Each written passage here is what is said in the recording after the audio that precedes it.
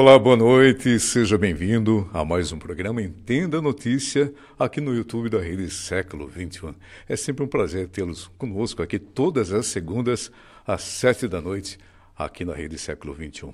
Quero aproveitar desde já, mandar um forte abraço a você que está nos assistindo. Muito obrigado pela audiência e já pedi para você que ainda não compartilhou, compartilhe os nossos vídeos. É uma maneira interessante de você divulgar nosso trabalho para outras pessoas. Aproveita, dá sua curtida, seu like, inscreva-se no YouTube da Rede Século XXI, Entenda a Notícia. Hoje o tema é um tema muito polêmico. Vamos falar a respeito do luto, da perda, porque na maioria das vezes, como lidamos com isso? De que maneira? Hoje o nosso convidado é o Vitor Vieira, ele é psicanalista.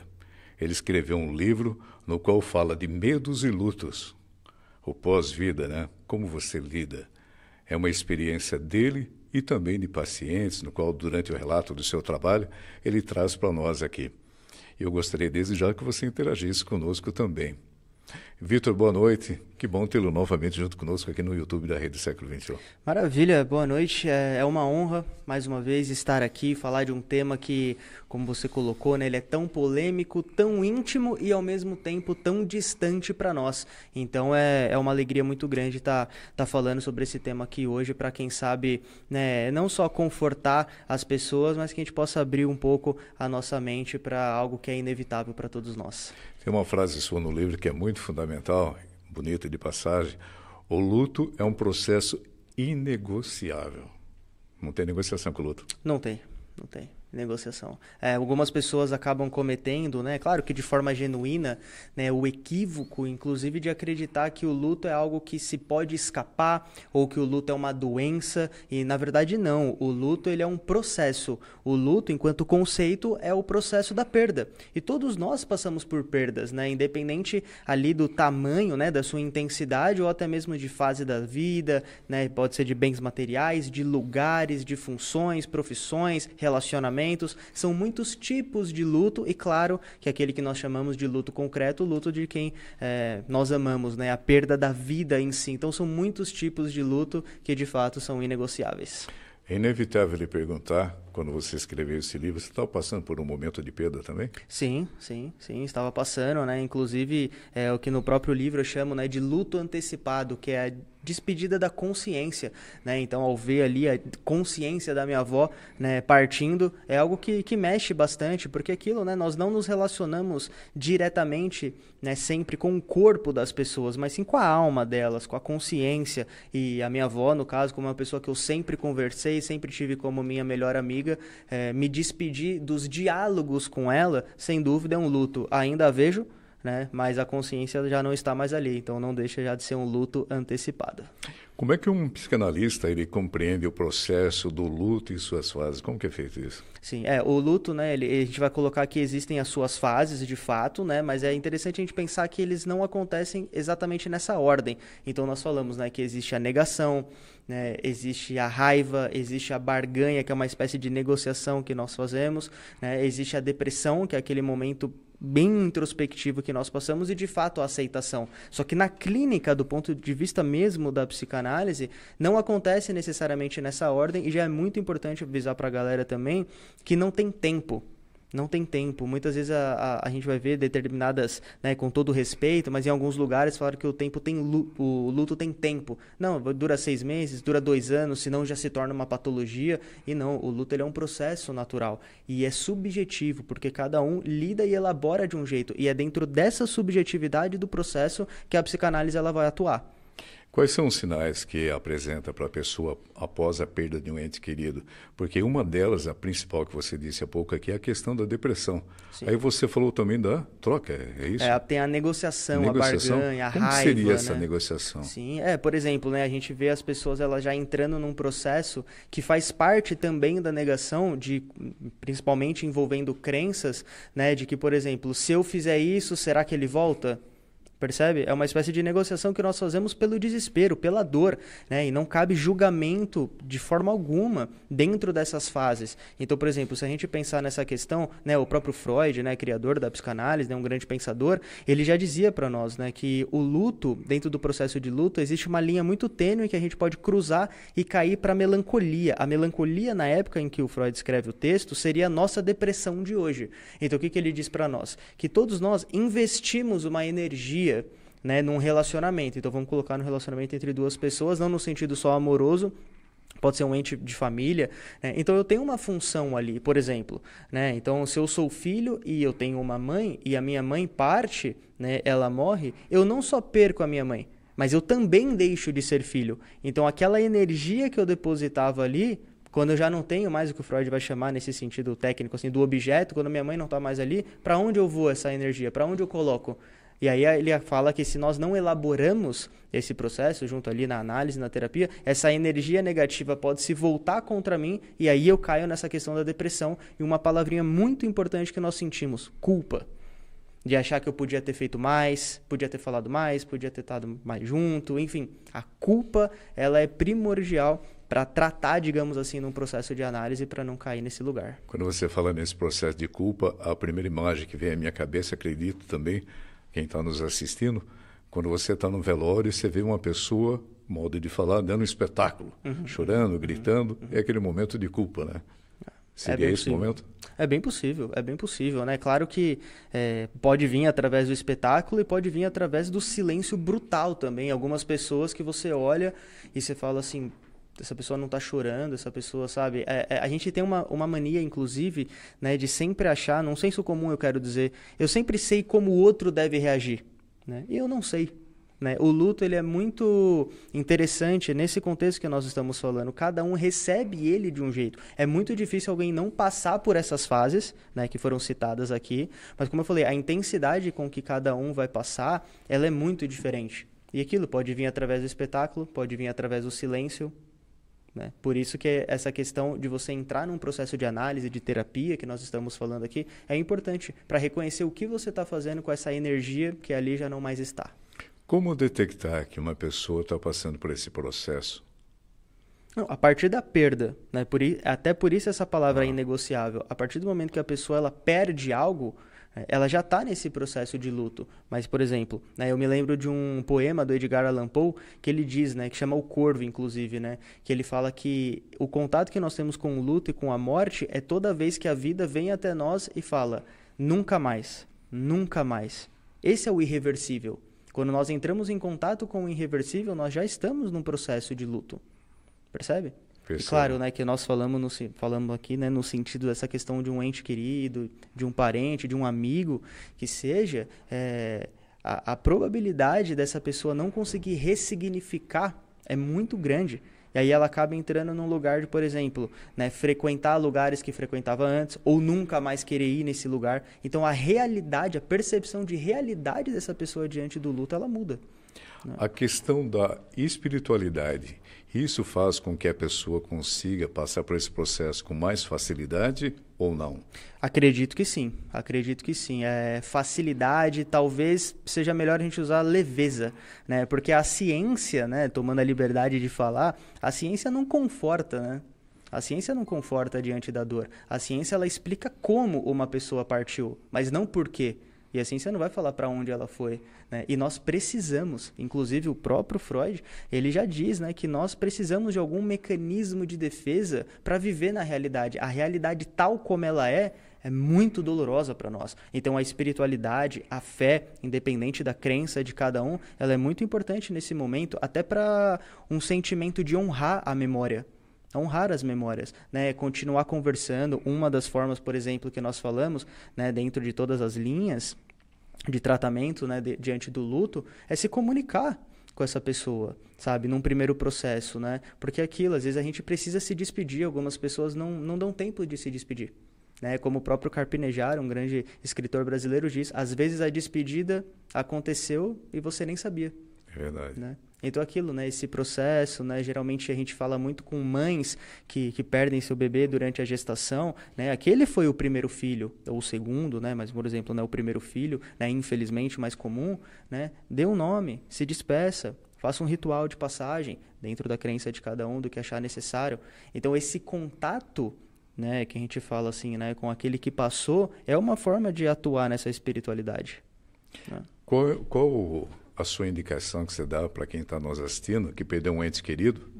Ela deve, por exemplo, o círculo familiar, continuar falando a respeito de quem partiu ou isolar esse assunto? Não, isolar de forma alguma. Né? Eu acredito que exista, né, um pseudo-equilíbrio. É muito difícil a gente falar o que é o equilíbrio. Né? Muitas vezes a gente vai achar que de 0 a 10 é 5, mas dependendo ali, né, da situação, às vezes vai ser 8, às vezes vai ser 2. Então, é aquilo, né? Isolar o assunto de forma alguma, porque nós precisamos falar sobre ele, né? Verbalizar. Muitas vezes, né, como diria o próprio Sêneca, né, nós sofremos muito mais na imaginação do que na realidade. Né? Existem muito mais situações que nos assustam do que nos destroem, e a morte é uma delas. Então, se você perceber, inclusive, né, em um dos momentos, por exemplo, né, para quem já esteve num velório, sempre tem aquela rodinha que as pessoas estão rindo, né? E não é porque elas superaram, mas é porque elas provavelmente estão lembrando, né, das situações engraçadas que aquela pessoa fez ou que cada um ali passou. Então é uma forma de trazer com leveza. Em outros momentos, aquela mesma roda vai estar chorando, tudo numa montanha russa, porque passam por todos esses sentimentos. E durante um tempo é necessário. Claro que é como eu falei, né, você não pode forçar uma pessoa a querer falar sobre isso, mas isolar o assunto com certeza não vai dar certo. A gente não sabe tudo que dá certo, mas a gente já tem algumas noções do que dão errado, né? Não falar sobre isso é uma delas. Quando nós falamos de perda, é mais fácil lidar com uma perda de alguém com mais idade do que uma pessoa que perdeu alguém com menos idade? Ó, se eu for falar assim num sentido bem de bate-pronto, a resposta pronta é que sim, né? Porque de alguma forma a gente está partindo do ponto de vista que nós já estamos mais preparados. Só que tem algo muito interessante do nosso mental, e por isso que a terapia ela é importante, porque a nossa mente é atemporal. A nossa mente é atemporal, ou seja, muitas vezes num lugar de sofrimento nós não reconhecemos passado, presente e futuro.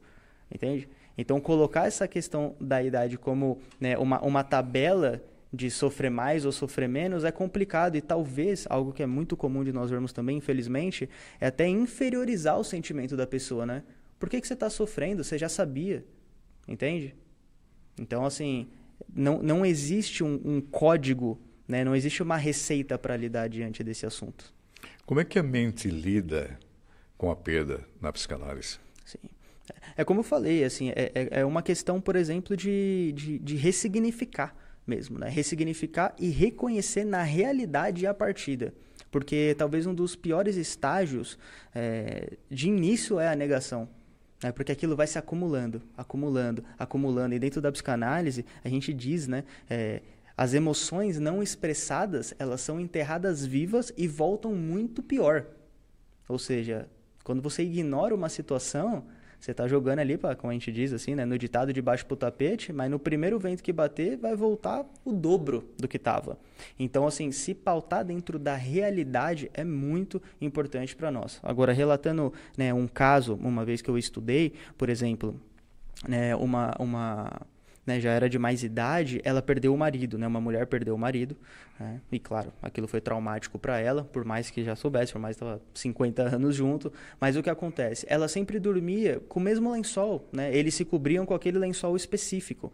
E aí ela já não conseguia mais se cobrir com aquele lençol. Por quê? Porque a memória diante daquele lençol era compartilhada com ele. Só que ela falou assim, eu não consigo me desfazer, porque eu tenho uma memória afetiva aqui. E aí ela deu um jeito de elaborar aquele sentimento. O que ela faz? Ela dorme por cima do lençol e se cobre com outro. Percebe como a gente pode colocar que ela ficou no meio, ela nem se desfez, mas ela também não continuou incorporando, fingindo que ele estava lá. Então estou dando um pequeno recorte, um exemplo, mas é mais ou menos por aí.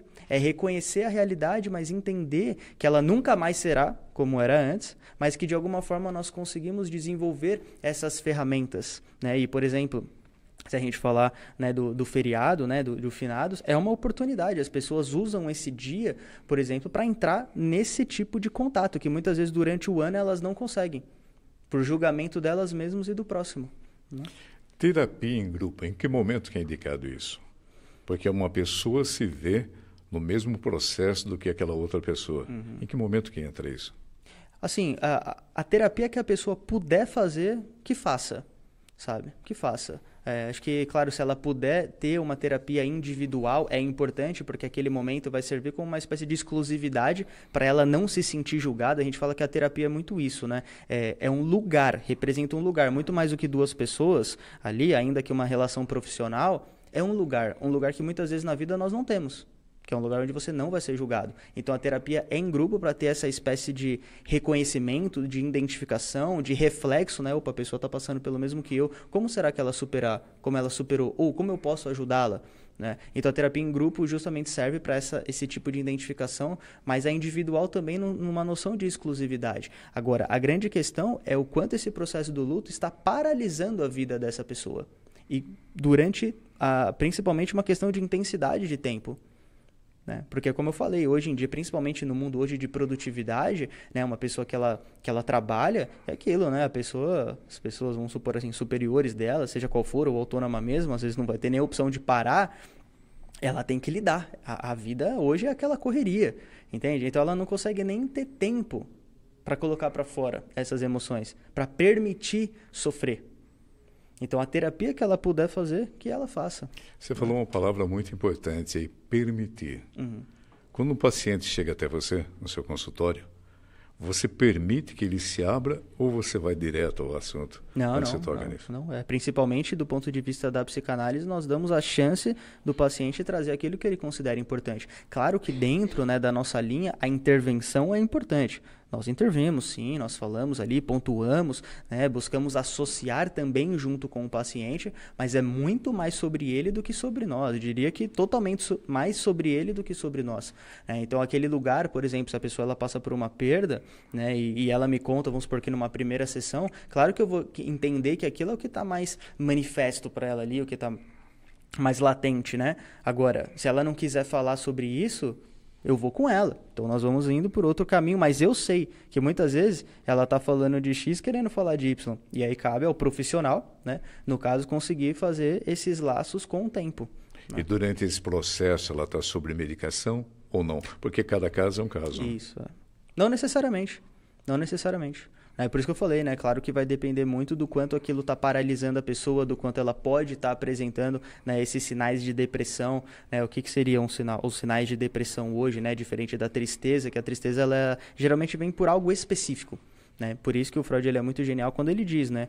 Você perde alguém, né? É mais do que normal você ficar triste. Agora, quando essa tristeza ela já entra num campo, né, de percorrer durante semanas, essa questão principalmente de você ganhar muito peso, perder muito peso, você perder o prazer de fazer algo que você sempre teve prazer, que você sempre gostou, e aquilo para de fazer sentido durante um longo tempo, opa, peraí, talvez a gente esteja identificando algo mais grave. Porque justamente as pessoas que elas estão passando por esse processo de perda, a tendência, né, é ela buscar se apegar naquilo que fazia sentido para ela. Extra, se ela dividir essas atividades com quem se partiu, né? Com quem partiu, no caso. Né? Muito bem, junto conosco nessa noite de segunda-feira, o psicanalista Vitor Vieira, ele que é o autor do livro Medos e Lutos. Estamos aí próximo do finados, né? Como é que você tem lidado com a perda, você que está nos assistindo nesse momento? Esse programa é direcionado especialmente para você. Falando em lidar, qual a importância da família nesse momento da perda? 100%, né? 100%. Até porque a rede de apoio ela é muito importante, como eu falei, justamente também para permitir o sofrimento do outro, né? E ficar atento aos sinais. Ainda que a família, né, vai compartilhar, se for alguém da família, no caso que nós estamos falando aqui, todos vão compartilhar de um mesmo sentimento, de formas diferentes. Mas é o mesmo sentimento. Então, a união nesse momento ela é crucial. E principalmente o não julgamento. Né? Esse não julgamento que é interessante, né? Porque na maioria das vezes, infelizmente, né, a pessoa ou o familiar acaba até perdendo a paciência. Poxa, já faz tanto tempo que fulano de tal partiu, isso, aquilo. Tem um tempo normal para se absorver essa perda ou não? Não tem. E, na verdade, eu não vou nem usar dar um tempo, porque isso causa mais angústia, né? Isso é... O que eu vou falar agora é extremamente normal, usando a palavra normal, de você conversar com qualquer terapeuta que muitas vezes vai ouvir na clínica, nossa, eu tô lidando com o luto da minha mãe, do meu pai, 10 anos depois, 20 anos depois. Rapaz. Entende? Por quê? Porque aquilo se recalca, né? Isso é complicado, hein? Exato, e é por isso que eu falo, não é uma é comum, né? Não é tanto normal, vamos de comum, é comum isso acontecer. Quando que esse problema pode se tornar um problema patológico dentro da psicanálise? A depressão, né? Nós já aqui estamos considerando uma patologia, né? A depressão é uma doença, de fato, inclusive altera quimicamente o nosso cérebro, né? Inclusive um neurocientista chamado Pedro Calabrese, ele diz algo impressionante sobre a depressão, para nós entendermos a seriedade dela e quanto o luto, né, ele flerta com isso, se não tiver ali um tratamento, que ele diz o seguinte, né, você chegar numa pessoa com depressão e falar assim, levanta da cama, corre, vai comer, eu sei que você consegue, se esforça um pouquinho, é a exata situação de você chegar numa pessoa com diabetes e falar, regula a sua insulina aí, se esforça um pouquinho que você consegue, não é possível. Então, esse é o grau, né, de comparação entre um problema que nós estamos dizendo patológico aqui, né? Que existe tratamento, a depressão, né? Existe cura, mas é aquilo. A seriedade que ela tem que ser encarada em flertar com essa questão do luto, ela é muito importante, né? Desses sinais que foram apresentados para nós. Nesse seu livro, Medos e Lutos, tá nas bancas já? Já tá vendendo. Em todas as bancas da região, é isso? Já tá na internet principalmente, você consegue encontrar, né? medosilutos.com.br você acha. medosilutos.com.br, vale a pena você adquirir esse livro e ler ele. Tem algum relato de algum paciente seu que está nesse livro que você poderia dar como exemplo? Sim. Tem uma paciente que eu tenho um carinho enorme por ela. Ela chega até a clínica buscando ferramentas para conseguir se divorciar do marido.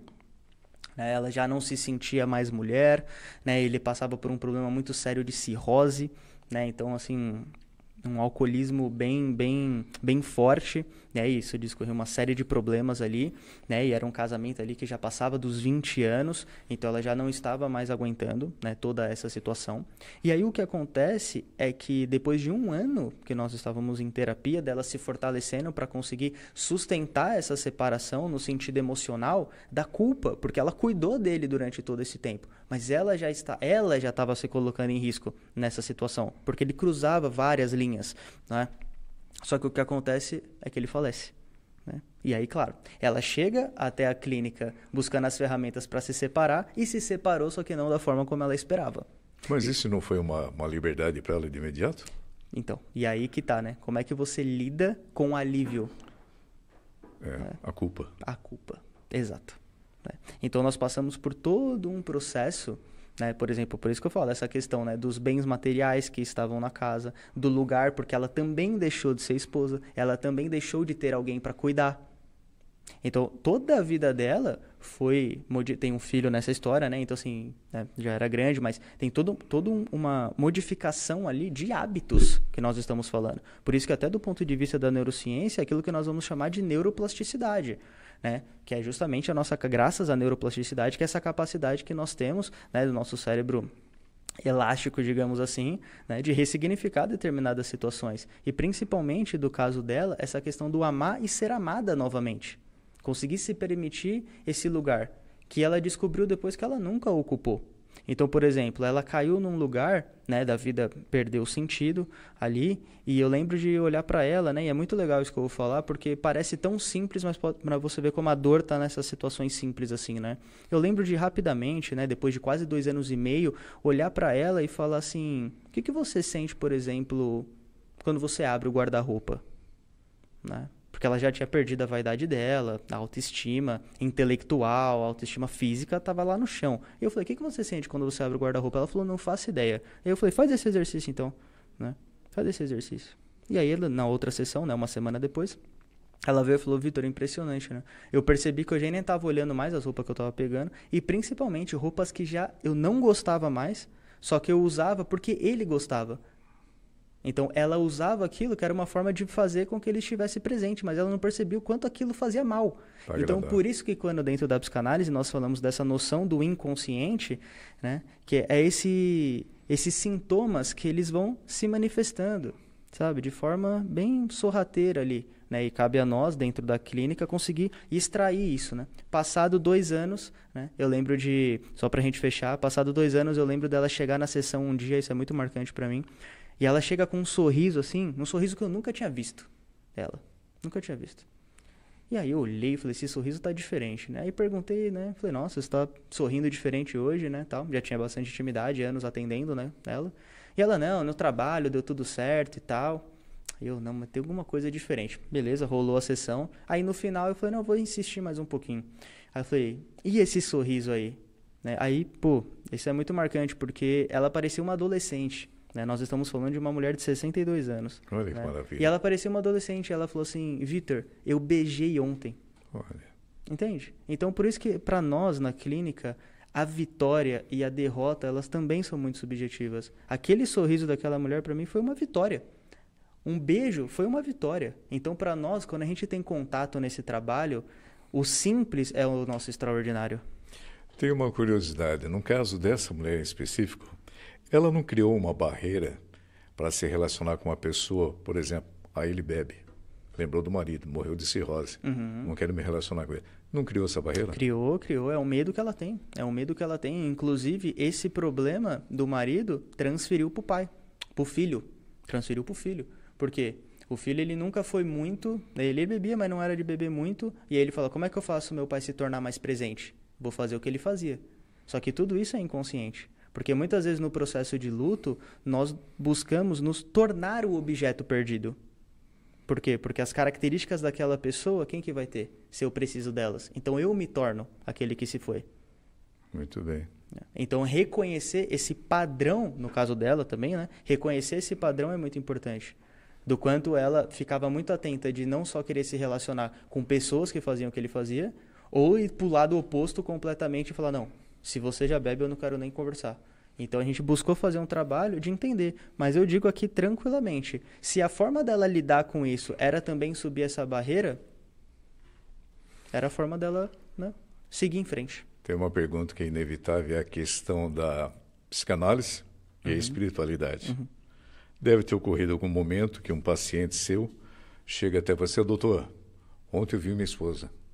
Eu vi ou ouvi. Como lidar com isso? Olha, sinceramente falando, nós vamos acreditar. Nós vamos acreditar. Nós lidamos com a realidade do paciente. Na psicanálise, nós lidamos com a realidade do paciente. É claro que sempre muito atento, né, para determinadas linhas não serem cruzadas, né, de uma questão, né, de fantasia, de uma questão de alucinação. A gente sempre vai estar atento para isso, né, até porque cada terapeuta vai ter a sua crença, mas nós vamos lidar com a realidade. Né? Então, o que ela te falou? O que você falou para ela? Onde essa conversa chegou? Você sonhou? Entende? Então, os sonhos na psicanálise, né, também tem um papel fundamental, porque eles revelam desejos. Entende? Muitas vezes a pessoa ela vai sonhar com um ente querido, vai cumprir um papel, muitas vezes ela vai acordar se sentindo aliviada, mas ela também pode acordar frustrada, porque o sonho fez com que lembrasse que na vida real a pessoa já não está mais lá. Então, nós lidamos com a realidade do paciente. Sempre atento, mas nós lidamos com a realidade. De maneira alguma ia falar que aquilo não aconteceu. É uma maneira de ser uma liberdade para ela na hora de se expressar com você. Com certeza. Por isso que eu falei. Né? O não julgamento é muito importante. É uma tendência nossa, né? Faz parte, mas nós buscamos oferecer esse lugar. Finados está aí, está chegando aí. Qual a importância do finados para quem está em luto? Sim. Porque é uma data simbólica para todo mundo que perdeu um ente. Naquela data está lá no cemitério, enfim. Qual a importância? Eu vejo de duas formas, né? O lado positivo e o lado negativo, né? Vamos falar das duas, né? O lado positivo é que justamente é um dia que provavelmente essa pessoa ela vai se sentir livre.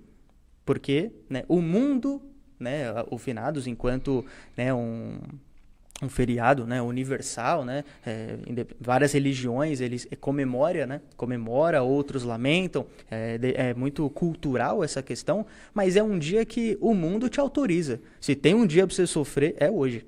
Então esse dia autoriza as pessoas a terem esse contato, ao mesmo tempo, né, que é uma outra questão muito delicada também, que, por exemplo, uma pessoa que ela já está considerando, né, e talvez até de fato já esteja um pouco mais elaborada, tenha superado um pouco mais essa morte, lembrando que quando eu falo superar, não é ausência de tristeza, não é ausência, né, de sofrimento, mas o superar é conseguir com que aquilo não, né, paralise a pessoa, é um dia que faz com que ela retorne a esse lugar, que muitas vezes ela demorou muito tempo para sair. Então, como é inevitável também, né, por ser uma questão que a gente fala de uma comoção nacional, universal, existem esses dois momentos. É uma oportunidade para alguns, né, e, enfim, cada um busca, talvez pessoas não vão nem entrar na internet esse dia, talvez não vão nem sair de casa, e como eu falei em outros casos, que é a grande maioria, o mundo autoriza você a sofrer. Qual é a recomendação para quem está nos assistindo nesse momento? Que tem alguém na família, perdeu um ente dentro da família, mas tem essa dificuldade de lidar com essa perda, de ir até o finados, até o cemitério. Eles devem insistir que essa pessoa vá com eles para se abrir, para falar, ou não, ou mantê-la como ela quer. Eu acredito que o convite é importante, né, diante de quem tem essa fé, mas não forçar. Né? Não forçar, porque, como eu falei, o processo ele é subjetivo e existem muitas formas. Não quer dizer que a pessoa não foi no cemitério, que ela não está elaborando do quarto, entende? Então, acho que o convite tem que ser feito, mas nada impede, né? Não num tom de cobrança, mas que essas pessoas, ao retornarem, conte como foi a experiência ou como ela está lidando com aquilo, entende? Dialogar, conversar como você está se sentindo. Como você se sente não indo, entende? E é interessante que a questão do finado também vai muito de região, de país para país. O México, por exemplo, ele se comemora, né? A questão dos mortos numa data especificamente como se fosse uma festa. Sim, sim. Como é feito isso? Sim, assim, a gente tem que ter a noção, né, que a morte biológica, né, ela é um dado, assim, como, né, inevitável. A morte biológica é inevitável, né? Agora, a forma como nós reagimos à morte é cultural. Isso é cultural, né? Nós pensamos aí, por exemplo, né, como você citou do México, inclusive tem um filme chamado A Vida é uma Festa, que é muito legal, retrata essa questão, porque eles acreditam que a pessoa cumpriu uma missão, né? Então está muito melhor que nós, né? Então, vamos comemorar, né? Então, é difícil nós termos essa noção, né, de fato, quanto você busca uma crença, mas é difícil fazer jus àquilo mesmo, né? Porque aqueles que acreditam numa vida após a morte, né, partimos do pressuposto que deveria ser mais fácil, mas não é, né? Então, assim, entender a morte enquanto lidar com a morte nesse sentido cultural e até conhecer mesmo, né? Até a minha motivação de escrever o livro foi porque a morte também é um processo difícil para mim. Só que em vez de eu me afastar, eu escolhi me implicar sobre isso, né? Por exemplo, se nós pegarmos os hindus, né, aqueles que escolhem uma vida espiritual, eles vão sendo afastados, né, dos lugares da família e dos lugares onde tem os rituais das passagens, do contato da morte concreta ali. Eles são afastados quando são crianças, adolescentes, e ao longo da vida eles vão se aproximando, para quando eles partirem também, eles estarem já bem familiarizados com isso. Então, eles moram perto dos rios, né? Por exemplo, né, é muito interessante como se você pensar num sentido histórico, né, os cemitérios dizem muito sobre a cultura e sobre aquela civilização. Né? Então, por exemplo, né, cemitérios que vão ter aquelas lápides enormes, cemitérios que não vão ter lápides, eles vão ser solo, cemitérios que, por exemplo, não vai ter nome de identificação, você consegue saber de que civilização foi, porque cada uma lida culturalmente diferente da maneira com que é a que mais conforta. A pessoa que perdeu um ente querido e tem por hábito toda semana cultuar dentro de casa uma homenagem a um ente que partiu. De que maneira? Acendendo uma vela e tal. É recomendável isso? É recomendável. Se para a pessoa fizer sentido, é recomendável, né? Até porque a gente pensa muito nessa questão, né? E não que seja uma receita, longe a pretensão passar nenhuma fórmula aqui, mas, por exemplo, é sobre honrar memórias. Sobre honrar as memórias daqueles que se foram. Né? Porque aquilo, né, como o próprio Augusto Cury diz, né? A vida, né, ela é breve. Né? A vida é breve. Né? Então, honrar as memórias, para nós, isso é muito importante. Então, essa memória pode vir através de um objeto. Por exemplo, no caso de alguns, a vela. Né? Então, se fazer presente é importante para nós. Porque, de fato, na memória aquilo vai estar presente. E existe até uma diferença muito interessante entre saudade e nostalgia. E talvez essa pergunta, né, cabe certinho, porque, por exemplo, na saudade, a gente vai falar que é quando eu olho uma foto, né, e eu não nego a realidade. Eu não nego a realidade. Quando eu olho uma foto e sinto saudade, eu carrego os sentimentos daquela época, aquilo pode me trazer um determinado alívio ali, né, mas eu não nego a realidade, eu sei aonde eu estou. Na nostalgia, é diferente. Na nostalgia, eu nego a realidade porque eu quero voltar para esse passado. Porque eu não consigo aceitar que esse passado não existe mais. Percebe? Então, a foto ela pode causar esses dois sentimentos. Então, esse objeto como ponte para reconhecer o que nós sentimos é muito importante. Então, se vai vir através da vela para que a pessoa não paralise a vida dela, não tem problema nenhum. E para você que está nos assistindo aqui no YouTube da Rede Século XXI, Entenda a Notícia, repito, toda segunda-feira, às 7 da noite. Hoje, o nosso bate-papo, o doutor Eli Vitor Vieira, psicanalista, que escreveu esse livro, Medos e Lutos. É muito importante você ter esse livro em casa, até para você absorver todas as energias, não só dele, dos pacientes. E está aqui uma pergunta para o doutor Vitor. No livro você relata a questão da passagem da sua avó, correto? Sim. Relata? Relato. Naquele momento único, entre você e ela, é uma curiosidade que todo mundo vai ficar sabendo agora. Isso não é combinado não, pessoal, não tem nada combinado aqui não. Qual foi a palavra que você disse a ela? Até breve ou adeus? Olha, é mais para um até breve, breve. Dentro da minha fé, é um até breve, sem dúvida. Né? Como eu falei, né, minha avó sempre considerei e continuo considerando minha melhor amiga, porque ainda faço presente, né, independente da despedida da consciência, mas é a oportunidade que nós temos de alguma forma, né? Porque assim, ela já se despediu de mim, né? Quando a gente fala desse luto antecipado, né, que é a despedida da consciência, ela já se despediu de mim e eu soube o dia que foi, entende? Aquele dia eu entendi, né? Ela se esforçou, ela já estava com dificuldade de escrever, que foi no Natal, inclusive, e ela escreveu o bilhete bem trêmula, assim, sabe? Feliz Natal. E aí ela falou, né? Ela me tirou no amigo secreto da família e ela falou, bom, eu tirei o meu melhor amigo e olhou pra mim, né? E aquela hora eu entendi. Ali eu falei, é isso. Eu não preciso de mais nada depois daqui. Ali ela se despediu de mim, fica a gratidão, que a gratidão é um sentimento eterno, né? Eu ainda tenho a oportunidade, né, de sentir um pouco do cheiro da casa, de sentir alguns detalhes, alguns móveis que daqui a pouco eu não vou ver nunca mais. Então é isso, é a oportunidade para mim. Ela já se despediu de mim, mas eu ainda não me despedi dela, né? Muito bem, não podemos deixar passar a batida aqui. Qual é o nome dela? Maria Helena. Maria Helena. Muito bem, dona Maria Helena. Até breve, então, né? Muito bem. Para finalizar, gostaria que você falasse mais uma vez a respeito do livro aqui, onde encontrar, de que maneira, para adquirir esse livro aí. Finado está chegando, é uma boa opção para você, uma leitura que vale a pena. Medos e Lutos. Aonde? Medos e Lutos, né? medosilutos.com.br, né? Lá tem inclusive a versão digital e a versão física. Então, né, hoje é necessário, né, essas duas opções. E o Medos e Lutos, né, Como Elaborar Processos Inegociáveis, é um livro que não é aquele livro que necessariamente tem começo, meio e fim. É um livro de reflexões. Ele traz uma série de relatos de pacientes, relatos pessoais. Eu falo muito da questão do medo também, o medo da morte. Né? Nós sentimos medo, muitas vezes, da nossa própria morte e da morte do outro.